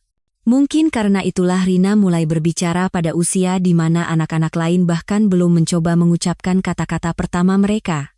Ibu-ibu di taman bermain terkagum-kagum melihat gadis kecil yang cerdas dan cantik itu, dan hati Nita dipenuhi dengan kegembiraan dan kebanggaan sebagai seorang ibu. Ia punya putri yang luar biasa, yang terbaik. Betapa beruntungnya ia memilikinya. Pada usia 2 tahun, Rina masuk taman kanak-kanak. Hebatnya, gadis kecil itu sangat cepat beradaptasi dengan tempat baru. Tidak ada tangis, tidak ada amukan. Seolah-olah ia mengerti bahwa tidak ada pilihan lain dan tidak ingin menyusahkan ibunya. Rina bahkan tidak sakit selama masa adaptasi seperti anak-anak lain. Menyadari bahwa putrinya sudah aman, Nita mulai mencari pekerjaan sesuai jurusannya. Penghasilan dari internet memang bagus, tetapi tidak seberapa dan tidak stabil. Ibu muda itu harus berhemat dalam segala hal, padahal ia sangat ingin membelikan mainan dan gaun cantik untuk putrinya, dan sesekali memanjakan dirinya sendiri. Dan Nita kan tidak sia-sia belajar selama 5 tahun, saatnya mencari pekerjaan sesuai ijazah. Cukup sudah ijazah cum laude itu berdebu di rak. Tentu saja, Nita menghadapi kesulitan. Karyawan tanpa pengalaman, apalagi dengan anak kecil, nanti pasti sering cuti sakit. Kami tahu kok ibu-ibu muda seperti kalian. Tapi putri saya sudah lama di TK dan tidak pernah sakit. Tidak akan ada masalah dengan itu. Semua juga bilang begitu. Tidak, Anda tidak cocok untuk kami. Kami butuh seseorang yang berpengalaman, Anda tidak akan sanggup. Nita pergi wawancara seolah-olah itu adalah pekerjaannya, dan di mana-mana ia menghadapi hal yang sama. Ini membuatnya bingung. Lalu di mana saya bisa dapat pengalaman kalau tidak ada yang mau menerima saya? Nita pernah bertanya langsung kepada seorang perekrut. Wanita yang mewawancarainya itu sempat bingung sejenak. Yah, itu bukan masalah saya. Namun, suatu hari, keberuntungan berpihak padanya. Sebuah perusahaan perbaikan furnitur sedang sangat membutuhkan seorang akuntan. Gaji yang ditawarkan tidak terlalu besar, jadi tidak ada antrian pelamar untuk posisi itu, dan mereka butuh orang secepatnya. Jadi, Nita diterima, tanpa memandang kurangnya pengalaman dan adanya anak kecil. Mereka tidak punya waktu untuk hal-hal detail seperti itu. Nita dengan cepat menunjukkan kemampuannya. Ia melakukan pekerjaannya dengan teliti, semua selesai tepat waktu, dan bahkan memberikan ide-ide untuk perbaikan sistem akuntansi. Nita akhirnya bisa bekerja sesuai jurusannya. Pimpinan tentu saja dengan cepat menghargai semangatnya. Karyawan muda itu dihormati, gajinya bahkan dinaikkan. Kami butuh orang yang antusias seperti ini, seringkali atasannya berkata. Hati Nita terasa hangat mendengar pujian-pujian itu. Sebagai bonus selain pekerjaan yang ia cintai dan gaji yang lumayan, ada juga interaksi sosial. Kolega-koleganya adalah orang dewasa. Betapa Nita merindukan semua ini. Selama 2 tahun ia hanya berbicara dengan putrinya yang masih kecil. Dan di sini, ada canda, acara minum teh bersama, bertukar berita dan pendapat. Nita sangat merindukan semua itu. Di perusahaan inilah Nita bertemu dengan Santi. Usia mereka hampir sebaya, jadi mereka cepat menjadi teman baik. Santi sering datang ke apartemen Nita dan mengundangnya ke rumahnya. Santi masih tinggal bersama orang tuanya. Mereka punya banyak topik pembicaraan yang sama, meskipun pendapat mereka tentang beberapa hal berbeda, yang kadang-kadang menimbulkan perdebatan sengit. Tapi itu juga sangat menarik dan menyenangkan. Hidup Nita membaik. Ia bekerja, mendapatkan gaji yang lumayan. Sekarang ia tidak perlu berhemat untuk makanan dan pakaian. Nita bahkan berhasil menabung selama setahun untuk liburan musim panas ke Bali bersama Rina. Untungnya, Santi juga ikut. Itu adalah liburan yang luar biasa, yang kemudian terulang beberapa kali lagi. Rina selalu membanggakan. Ia tumbuh menjadi gadis yang cantik, sangat mirip dengan Marco, tetapi sifat dan kemampuannya belajar menurun dari ibunya. Rina dengan cepat dan mudah belajar membaca, menulis, dan berhitung sebelum masuk sekolah. Ia selalu membawa buku ke TK. Dan ia juga sangat pandai menggambar. Nita tidak bisa tidak bangga dengan hartanya itu. Sementara itu, kehidupan pribadi Santi tidak berjalan mulus. Ia sering berkencan, menjalin hubungan singkat, lalu berbagi kekecewaannya dengan Nita sambil minum anggur. Mungkin sudahlah, lupakan saja laki-laki, mungkin mereka semua memang brengsek. Lihat saja ayah anakmu, meninggalkanmu saat hamil dan kabur. Aku tidak tahu harus berkata apa, Nita menggeleng. Kamu tahu sendiri, pengalamanku dalam hal ini tidak banyak. Mungkin kamu benar. Tetapi sebenarnya, Nita tidak berpikir begitu. Ia tahu di dunia ini banyak pria yang luar biasa. Baik, berani, peka, dan perhatian. Ia hanya tidak mau berdebat dengan Santi, yang saat itu sedang sedih. Tentu saja, Nita kadang-kadang berpikir bahwa ia butuh seseorang di sisinya, sandaran yang kuat, dinding di mana ia bisa berlindung dari badai kehidupan. Karena menanggung semuanya sendirian sangat berat, bahkan tidak ada tempat untuk berbagi kekhawatiran. Ia sendiri juga dengan senang hati akan merawat orang itu, memberinya cinta dan perhatian. Dan Rina akan punya seorang ayah yang akan bermain dengannya di luar dan menggendongnya di pundak. Rina jelas merindukan hal itu. Nita bisa melihat dari tatapan mata putrinya saat melihat pasangan ayah dan anak perempuan kecil. Rina tidak pernah mengatakannya, tidak mau membuat ibunya sedih, tapi Nita tahu. Hanya saja, di mana menemukan pangeran seperti itu, dan kapan? Rumah, pekerjaan, anak. Nita tidak pernah pergi kemana-mana. Kadang-kadang Santi memang menyeretnya ke bar atau kafe. Rina sudah cukup besar untuk ditinggal sendirian selama beberapa jam. Tapi tetap saja, hati Nita tidak tenang. Ia terus memikirkan anaknya, tidak bisa bersantai. Kamu ini kenapa gelisah begitu? Santi marah. Lihat deh, cowok-cowok keren di meja sebelah itu ngeliatin kita terus. Sebentar lagi pasti kenalan. Kayaknya aku harus pulang sekarang. Kamu selalu begitu, Santi kesal. Baru mulai seru, kamu langsung kabur. Santi tidak bisa sepenuhnya memahami sahabatnya. Ia sendiri belum punya anak, ia tidak tahu bagaimana rasanya mengkhawatirkan darah dagingnya sendiri. Sampai sekarang, Santi masih sendiri. Ia sesekali punya hubungan yang penuh gairah, tetapi semuanya berakhir sama. Wanita itu kembali kecewa pada kekasihnya, atau pria itu menghilang tanpa penjelasan. Ketika Andre muncul dalam kehidupan Nita, awalnya ia bahkan tidak mau menceritakannya pada sahabatnya. Santi baru saja mengalami putus cinta yang menyakitkan dan sedang dalam suasana hati yang buruk. Tiba-tiba Nita datang dengan kebahagiaannya. Tapi Santi yang jeli bisa menebak semuanya. Kamu punya pacar, ya? Iya, begitulah. Bagaimana kamu tahu? Matamu yang bicara, Santi tertawa. Ayo, cerita. Siapa dia? Ketemu di mana? Nita akhirnya harus menceritakan semuanya pada sahabatnya. Ia sebenarnya juga ingin berbagi cerita ini. Apalagi, ceritanya memang seperti dongeng. Nita selalu pulang pada waktu yang sama. Ia pulang dari kantor, menjemput Rina dari sekolah, mampir ke toko untuk membeli camilan, lalu berjalan perlahan menuju rumah mereka. Ibu dan anak berbagi cerita hari itu, membahas rencana malam, waktu yang sangat indah.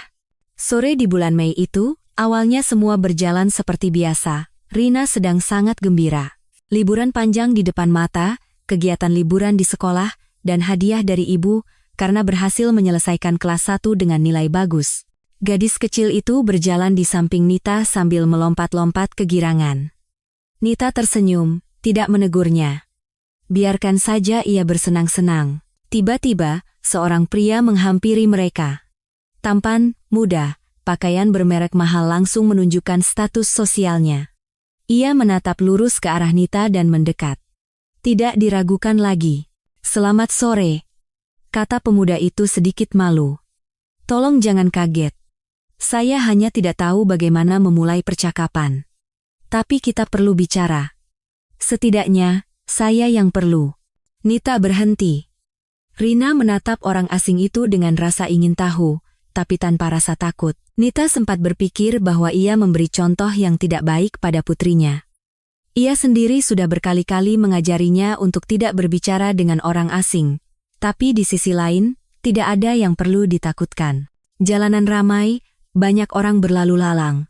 Mereka pasti aman di sini. Dan orang asing ini sama sekali tidak menimbulkan rasa takut atau tidak suka. Ia jelas malu, meskipun biasanya mungkin ia sangat percaya diri. Perilaku seperti itu terlihat cukup manis. Dan lagi pula, tatapannya yang terbuka, senyumnya yang indah, suaranya yang tenang. Nita tiba-tiba merasa semua itu menariknya pada orang asing ini. Ia ingin mendengarkan apa yang ingin ia katakan. "Mungkin kita bisa masuk ke kafe?" usul pria itu. "Saya rasa anak ini tidak akan menolak es krim." "Tidak akan," Rina tersenyum padanya. Tidak perlu," Nita menggeleng. Menyadari bahwa pria itu tidak tahu bagaimana cara berbicara di depan anak kecil, Nita menyuruh Rina ke taman bermain terdekat. Nita bisa melihat dengan jelas apa yang dilakukan putrinya. Gadis kecil itu juga sesekali melirik ibunya, tetapi ia tidak bisa mendengar percakapan ibunya dengan orang asing itu lagi. "Jadi, apa yang ingin Anda bicarakan?" Pemuda itu memperkenalkan dirinya sebagai Andre, lalu menceritakan maksudnya. Selama ia bercerita, Nita merasa terkejut, senang, dan berusaha menyembunyikan senyum bahagianya. Ia merasa seperti tokoh utama dalam sebuah komedi romantis. Ternyata, Andre setiap sore makan di kafe itu. Dindingnya transparan, terbuat dari kaca tebal yang diperkuat.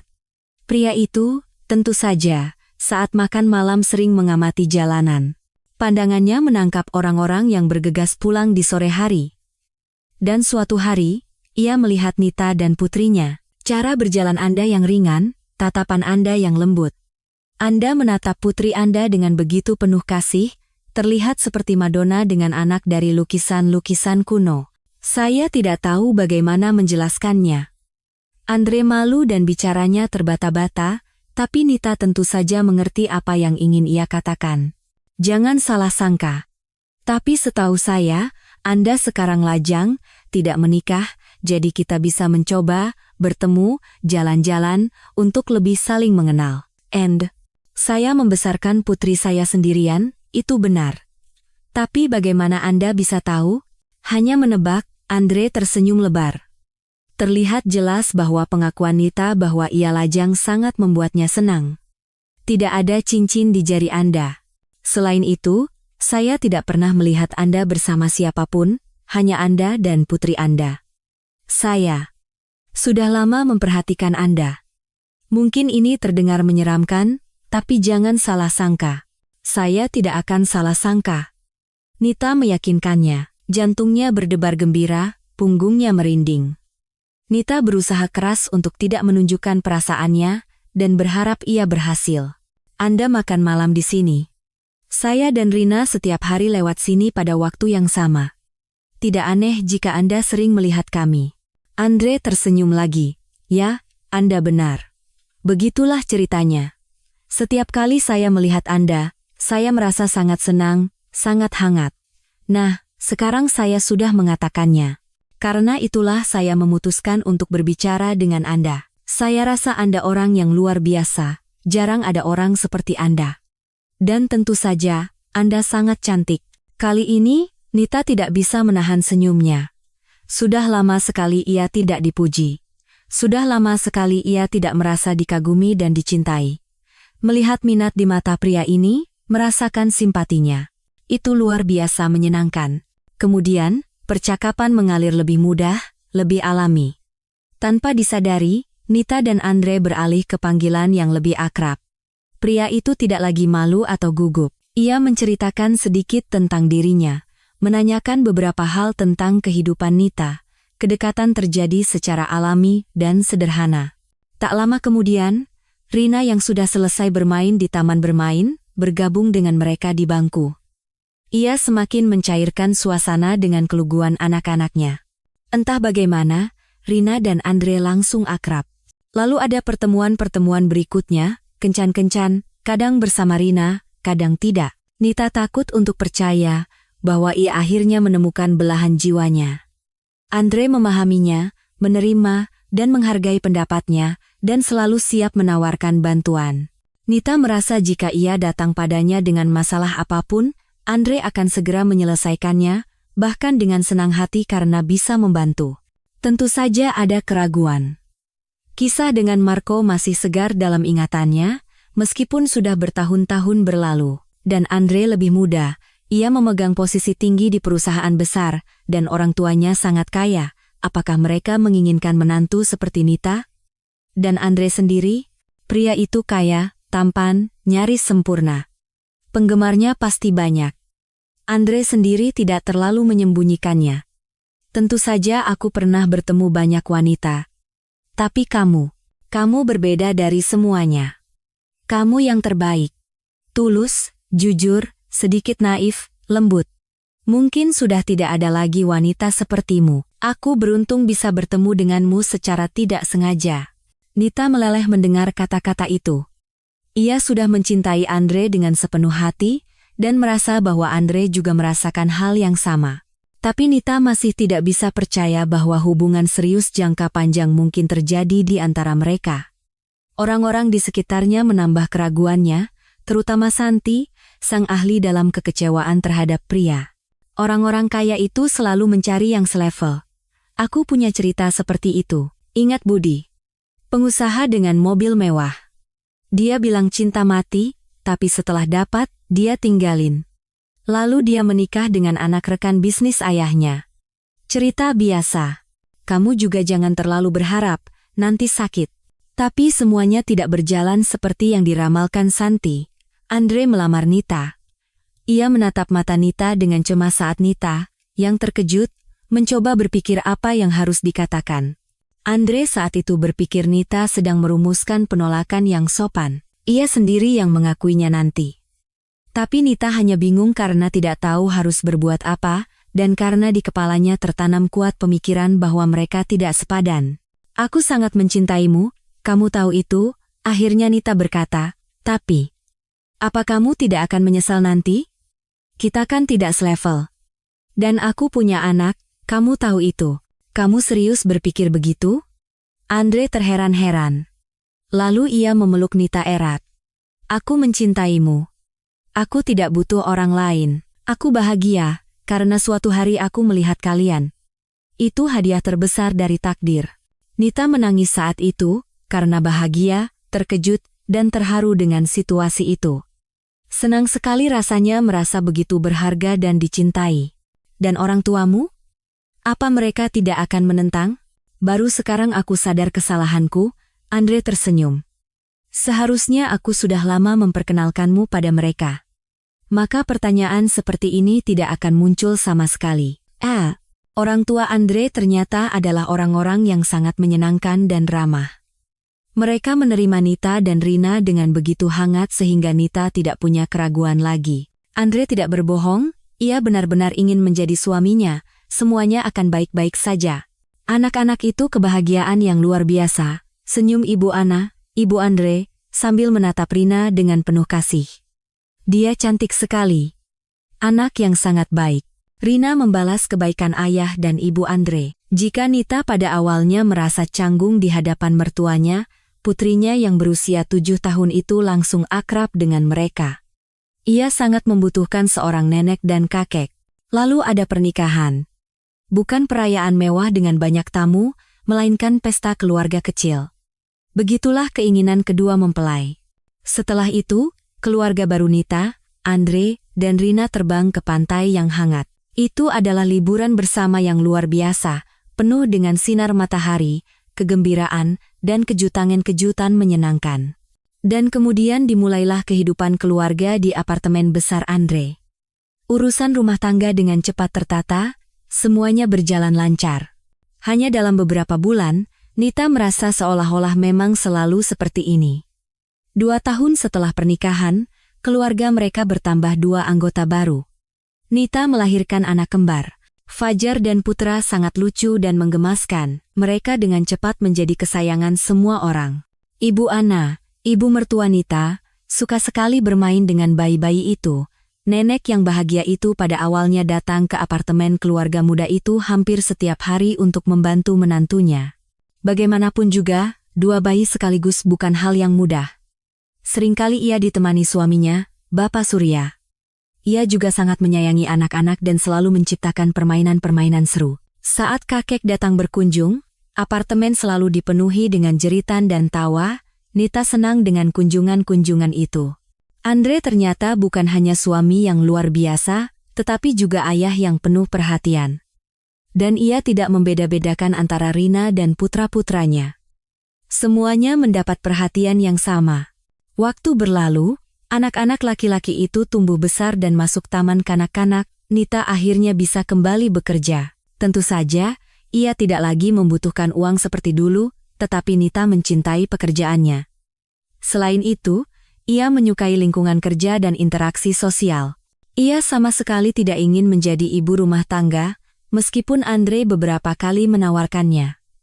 Nita menjelaskan keputusannya pada suaminya, dan seperti biasa, Andre memahaminya. Sudah 6 tahun mereka bersama. Tahun-tahun ini sangat mengubah Nita. Ia menjadi lebih tenang, lebih feminin, lebih damai. Bagaimana tidak, jika di sisinya ada orang yang bahkan tidak pernah ia impikan, begitu sempurnanya dalam segala hal. Tapi sekarang, Nita tiba-tiba berlari di jalanan kota mengejar suaminya yang sempurna, yang sepertinya sedang bergegas menemui selingkuhannya. Nita tidak percaya pada kata-kata Santi saat ia mengatakan bahwa ia beberapa kali melihat Andre di kafe dengan seorang wanita yang menarik.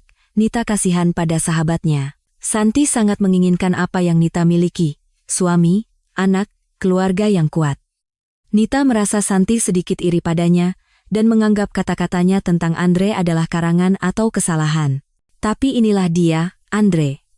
Berpakaian aneh, tidak bercukur, terlihat sangat lelah, terus berjalan, padahal seharusnya ia di rumah bersama anaknya. Akhirnya, restoran itu. Pria itu masuk ke sana. Nita menunggu beberapa saat agar tidak berpapasan dengan suaminya di pintu, lalu ia juga menyelinap masuk ke dalam. Nita memilih meja sudut yang tersembunyi di balik pot palem. Dari sana ia hampir tidak terlihat. Tempat pengamatan yang nyaman. Dan di sana Andre, suaminya. Ia duduk di meja di seberang, cukup jauh untuk tidak bisa mendengar percakapannya, tetapi cukup dekat untuk mengamati. Dan ya, Andre tidak sendirian. Di mejanya, sudah menunggunya wanita itu, si pirang yang diceritakan Santi. Ternyata ia tidak salah. Memang benar. Gadis itu cukup menarik, dan ia menatap Andre dengan begitu perhatian, berbicara dengan begitu antusias. Andre menjawab singkat-singkat, menatap lawan bicaranya dengan minat, mengangguk mengikuti kata-katanya. Matanya tampak sangat cemas. Mungkin ia sedang melaporkan pada selingkuhannya betapa ia sudah muak dengan kehidupan bersama istri dan 3 anak.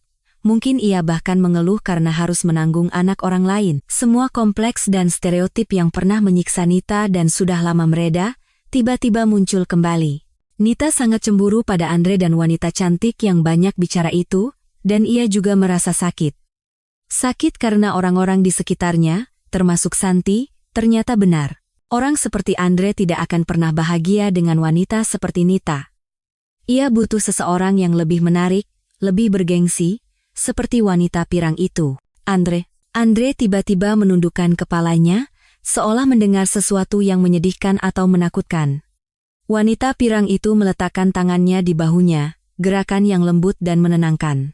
Pria itu menutupi tangannya dengan tangannya sendiri. Mereka saling tersenyum. Pandangan Nita menjadi gelap karena luapan emosi. Jika sebelumnya percakapan ini bisa dianggap sebagai percakapan bisnis, sekarang jelas tidak. Andre tiba-tiba bangkit dari kursinya dan berjalan menuju area merokok. Ini juga aneh. Andre tidak pernah merokok dan selalu menjaga gaya hidup sehat. Nita menyelinap di belakang suaminya seperti bayangan. Sekarang ia akan berbicara dengannya, bertanya tentang wanita pirang itu. Nita tidak akan menunggu sampai malam. Dan dalam situasi seperti ini, pria itu akan bingung dan tidak akan bisa mencari-cari alasan atau berbohong saat itu juga. Efek kejutan. Melihat Nita, Andre awalnya hanya meliriknya dengan acuh tak acuh.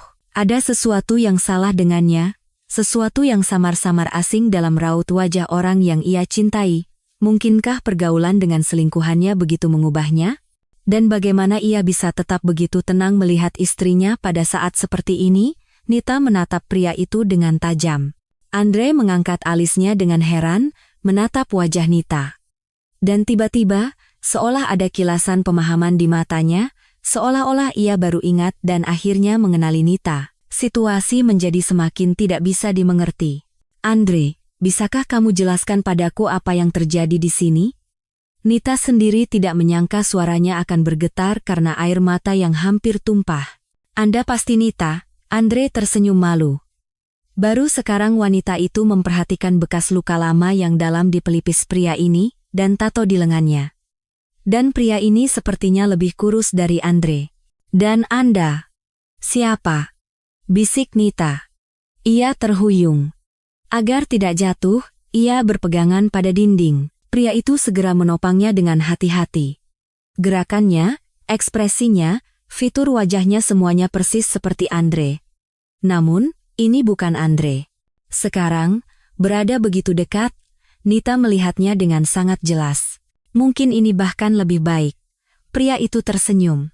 Saya tidak tahu bagaimana cara menceritakan tentang diri saya. Meskipun saya sudah menemukan Anda hampir sebulan yang lalu, selama ini saya tinggal di kota Anda. Saya dan Vika, dia detektif swasta, dia yang membantu saya dalam pencarian ini. Kami mengumpulkan bukti dan kesaksian. Sekarang tidak ada keraguan lagi. Tinggal bagian yang paling sulit, perkenalan. Saya tidak mengerti apa-apa. Tidak heran. Cerita ini sangat unik, bisa mengalahkan film India manapun. Saya pikir Anda suami saya. Itu bisa dimengerti. Saya dan Andre adalah kembaran identik. Klon. Kembar. Suami saya anak tunggal, bantah Nita lemah. Jika Ibu Ana dan Bapak Surya punya anak lagi, mereka pasti akan memberitahukannya. Nita tahu bahwa pasangan lansia itu sudah lama tidak bisa punya anak. Andre adalah anak yang sangat ditunggu-tunggu, dan ia lahir sendirian. Saya usul kita kembali ke meja. Di sana, saya dan Vika akan menceritakan semuanya. Nita mengangguk lemah. Wanita pirang itu mengangkat alisnya dengan heran melihat Nita. Tapi Vika, sepertinya, mengenalinya. Setidaknya, ia langsung memanggil Nita dengan namanya. Ini memang cerita yang luar biasa, kata Vika. Ini akan mengubah hidup suami Anda, dan tentu saja, hidup Anda juga. Cerita dimulai oleh Vika. Pria yang sangat mirip Andre, yang ternyata bernama Bima, sesekali menyela, menambahkan, dan mengoreksi. Di Jakarta yang jauh, hiduplah sebuah keluarga besar, ayah, ibu, dan 4 anak. Pasangan itu tidak punya pendidikan atau dukungan dari kerabat. Seluruh harta mereka adalah sebuah rumah petak di pemukiman padat di pinggiran kota. Bangunannya sudah tua dan reot, tempat tinggal yang tidak layak, tetapi mereka tidak punya pilihan lain. Uang sangat langka. Kepala keluarga bekerja serabutan di mana saja, membersihkan kebun orang, membantu memperbaiki atap, membongkar muatan truk di toko. Singkatnya, pekerja kasar. Pagi ia pergi mencari pekerjaan, dan malamnya sering pulang dalam keadaan mabuk, tetapi tanpa uang. Sang istri hampir tidak pernah bekerja, tidak ada waktu. Ia selalu hamil atau sibuk dengan bayi yang baru lahir. Bayangkan saja, dalam 6 tahun pernikahan, mereka sudah punya 4 anak, 2 laki-laki dan 2 perempuan. Sepertinya sudah cukup, bahkan berlebihan mengingat kondisi mereka. Tetapi sang ibu punya pendapat lain. Pertama, ada tunjangan anak dari pemerintah. Kedua, dengan punya bayi, ia bisa tidak bekerja secara sah. Suaminya selalu bermimpi bahwa ketika anak-anak yang lebih kecil sudah besar, istrinya akan membantunya mencari nafkah, tetapi istrinya punya rencana lain. Dan lagi pula, wanita itu sangat menyukai anak-anak, terutama saat mereka masih sangat kecil, lucu seperti anak kucing. Bagaimana bisa menolak kesenangan itu? Jadi, bertentangan dengan harapan suaminya, istrinya hamil untuk kelima kalinya. Ia berhasil menipunya, berbohong tentang hari-hari aman. Sang suami putus asa saat tahu ia akan segera menjadi ayah lagi. Menanggung satu anak lagi terlalu berat. Dan kemudian muncul kecurigaan bahwa ada lebih dari satu anak di dalam rahim istrinya. Perutnya tumbuh sangat cepat kali ini. Sang ibu tidak pernah USG. Tidak ada uang, dan ia tidak pernah mendaftar ke puskesmas lebih awal. Hanya buang-buang waktu dan bikin stres. Wanita itu sudah berpengalaman, ia tahu lebih mudah menyerahkan diri pada dokter menjelang persalinan. Tetapi teman-temannya yang berpengalaman serempak mengatakan, kembar. Seorang nenek di lantai bawah, mantan bidan, merasakan dua kepala di perut wanita hamil itu. Kembar, pasti, saya tidak pernah salah. Kata tetangga itu dengan yakin. Wanita itu tersenyum gembira, sementara suaminya memegangi kepalanya. Kembar lagi. Pada masa itu, sang ayah menemukan pekerjaan yang bagus. Ia merawat taman di rumah seorang pengusaha kaya, Surya Soemitro. Semua orang di kota tahu namanya.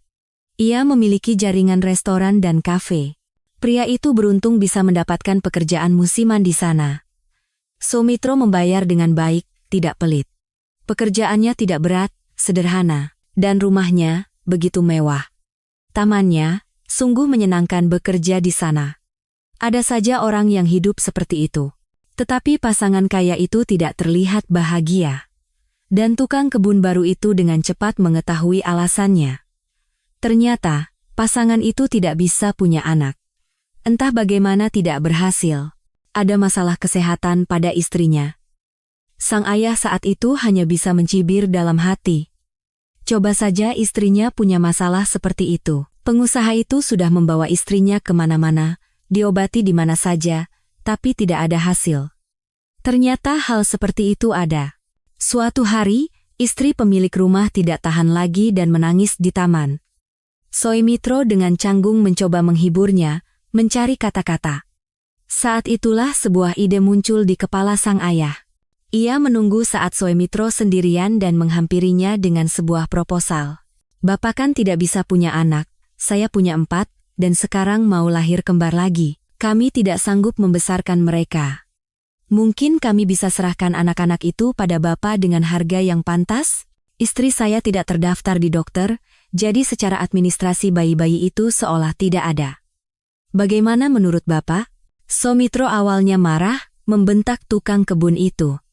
Tetapi beberapa hari kemudian, ia sendiri yang memanggilnya untuk pembicaraan serius. Ternyata, pengusaha itu telah membahas proposal itu dengan istrinya, dan istrinya dengan gembira menyambut kesempatan untuk menjadi seorang ibu bagi bayi kembar yang baru lahir. Malam itu, kepala keluarga itu kembali ke rumahnya dengan suasana hati yang gembira. Tentu saja, ia berhasil melakukan transaksi besar, menyingkirkan anak-anak yang tidak diinginkan dan mendapatkan uang. Selain itu, setidaknya salah satu keturunannya akan hidup layak. Pria itu bahkan sedikit iri pada anak kembarnya yang belum lahir. Beruntung sekali mereka. Tetapi istrinya tiba-tiba menantang. Apa maksudmu menyerahkan anak-anakku? Mereka darah dagingku. Aku sudah merasakannya, menantikannya. Aku tidak akan memberikan bayiku pada siapapun. Suruh saja mereka adopsi dari panti asuhan. Di panti asuhan itu anak-anak pecandu, penyakitan. Mereka tidak mau yang seperti itu. Anak-anak kita kan sehat dan bagus-bagus. Dan lagi, apa yang bisa mereka lihat di sini bersama kita? Di sana, rumahnya begitu megah, uangnya begitu banyak. Tetapi wanita itu bersikeras. Tidak, dan titik. Hanya saja, suaminya tidak berniat membatalkan rencananya. Ia menceritakan masalah itu pada Soemitro, Istri saya tidak mau berpisah dengan anak-anaknya, bahkan satu pun ia tidak rela. Dan saat itulah pengusaha itu mengemukakan sebuah rencana yang hanya bisa dilakukan oleh orang kaya dan berpengaruh sepertinya. Pada waktunya, wanita muda itu melahirkan 2 anak laki-laki di rumah sakit bersalin setempat. Ibu itu sedikit terkejut dengan perlakuan istimewa yang ia terima. Dulu, tidak ada yang begitu peduli padanya. Sekarang, begitu banyak perhatian, begitu banyak perawatan. Mungkin karena ia melahirkan anak kembar. Bayi-bayinya lemah, kata dokter dengan cemas. Harus masuk inkubator. Jangan khawatir, bidan segera menenangkannya. Ini kan kembar. Selalu begitu dengan anak kembar, semuanya akan baik-baik saja. Tetapi bidan itu salah. Keesokan paginya, sang ibu hanya diberi 1 anak untuk disusui. Yang satu lagi, tidak selamat tadi malam, begitu katanya. Padahal sebenarnya, bayi itu telah diserahkan kepada keluarga Soemitro. Itulah rencana yang diusulkan Surya pada sang ayah. Malam itu juga, Ana, istri Surya, juga datang ke rumah sakit, pura-pura akan melahirkan. Tidak ada yang boleh curiga bahwa anak itu bukan miliknya. Mereka pulang pada hari yang sama. Wanita dari pemukiman kumuh dan istri Soemitro. Yang satu disambut oleh suami dan anak-anaknya yang lebih tua. Yang satu lagi disambut dengan perayaan meriah, musik, balon, dan fotografer.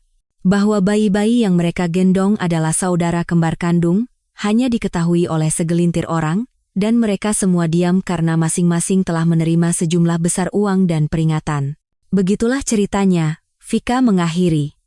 Andre, karena takdir, berakhir di keluarga Soemitro. Dan Bima tetap bersama keluarga kandungnya. Tapi tidak lama. Beberapa tahun kemudian, semua anak di keluarga itu diambil oleh dinas sosial. Saat itu, Bima sudah menjadi kakak tertua. Setelahnya, lahir 1 anak perempuan lagi. Jadi saya tumbuh di panti asuhan, lanjut Bima. Saya tidak bisa bilang masa kecil saya sangat sulit.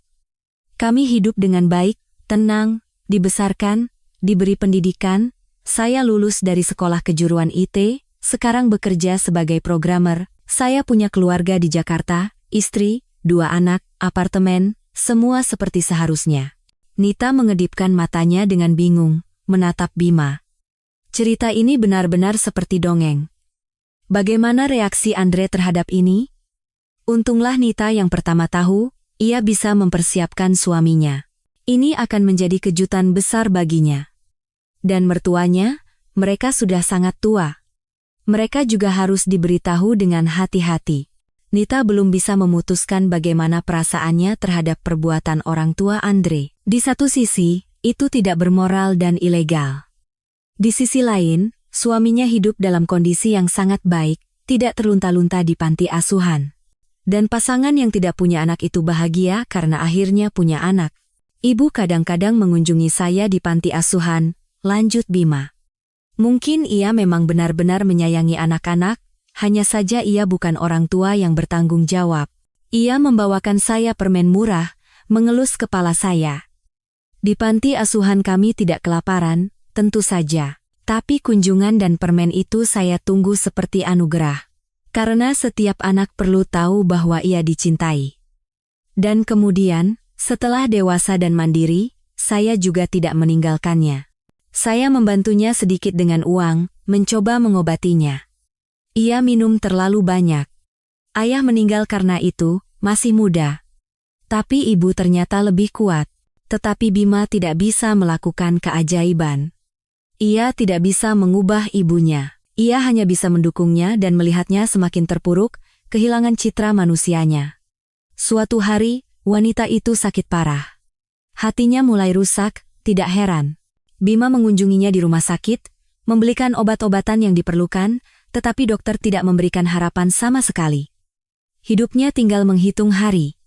Wanita tua itu mengerti hal itu, dan suatu hari, ia menceritakan pada putranya satu-satunya dari anak-anaknya yang tidak meninggalkannya kisah tentang anak kembar, keluarga kaya, dan bayi yang diberikan pada pasangan mapan yang tidak punya anak. Suaminya suatu hari akhirnya mengungkapkan kebenaran pada istrinya setelah mabuk, menjelaskan dari mana ia tiba-tiba punya banyak uang saat itu. Sudah lebih dari 20 tahun berlalu sejak saat itu, jadi wanita itu tidak terlalu terkejut, tetapi ia tentu saja ingat cerita suaminya. Ia bahkan senang untuk putranya yang sekarang hidup seperti pangeran dan tidak kekurangan apapun. Ia memuji suaminya atas keputusan itu. Sang ibu ingin mencari keluarga Soemitro hanya untuk melihat anak kembarnya yang lain. Tetapi pengusaha itu dan keluarganya, segera setelah mendapatkan bayi, pindah entah kemana. Keluarga Soemitro menjual bisnis, rumah, aset, dan seolah-olah lenyap.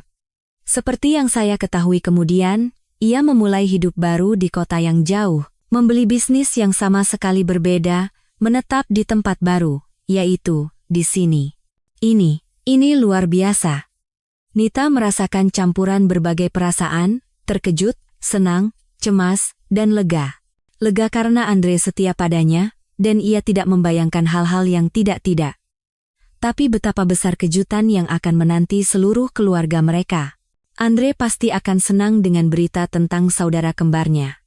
Ia sejak kecil bermimpi punya saudara laki-laki. Itu satu-satunya keinginannya yang tidak bisa dipenuhi oleh orang tuanya. Saya juga berpikir begitu saat mendengar cerita ibu. Ia, omong-omong, meninggal keesokan harinya. Jika ia diam saja waktu itu, ia akan membawa rahasia itu ke liang lahat. Tapi sekarang, saya tahu bahwa saya punya saudara kembar, dan saya bertekad untuk menemukannya. Dengan saudara-saudara saya yang lain, saya selalu menjaga hubungan. Mereka semua tumbuh menjadi orang baik, terpelajar, dan berkeluarga. Tapi saudara kembar, Bima menyewa detektif swasta, Vika. Ia mulai bekerja dan dengan sangat cepat menemukan jejak keluarga Soemitro. Itu tidak sulit, Vika tersenyum. Mereka memang pindah jauh dari keluarga kandung Andre, tapi tidak terlalu berusaha menghilangkan jejak. Saya dengan cepat menemukan mereka. Dan kami sudah sebulan di sini, Bima tersenyum. Mengamati, mengumpulkan bukti terakhir bahwa ini bukan kesalahan. Meskipun bukti utamanya adalah penampilan Andre, kami kan hampir identik. Bahkan Anda, istrinya, tidak langsung sadar. Bukti terakhir sudah lengkap. Tidak ada kesalahan. Langkah selanjutnya. Perkenalan saudara-saudara. Langkah inilah yang Bima ragu-ragu untuk ambil. Desah Vika. Dan tiba-tiba, Anda muncul. Semuanya terjadi begitu saja. Baiklah, Nita tersenyum. Kalau begitu, malam ini kita semua akan makan malam istimewa. Saya akan pulang untuk mempersiapkan Andre, saya butuh waktu. Jadi, datanglah jam 8. Alamatnya tahu, kan? Tentu saja, masa tidak, Bima berseri-seri.